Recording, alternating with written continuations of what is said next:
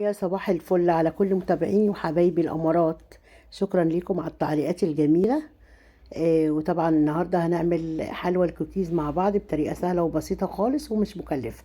معايا بولة حطيت فيها نص كوباية من الزبدة أو السمنة حسب ما انت عايزة، وعليها كوباية من السكر، وقلبتهم وضفت بيضة واحدة وكيس فانيليا وكيس بيكنج باودر. كلها مكونات في متناول ايدينا كلنا.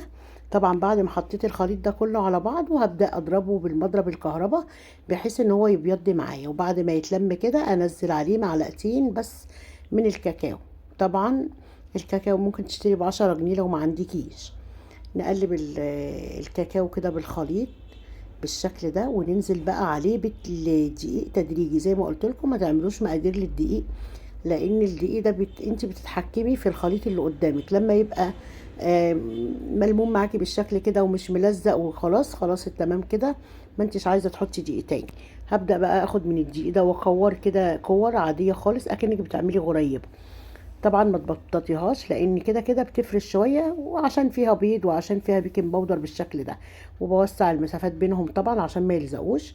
معايا شوكليت شيبس بقى كده، هحاول ازين بيه بالشكل ده، بيدي طعم وشكل وريحة كمان.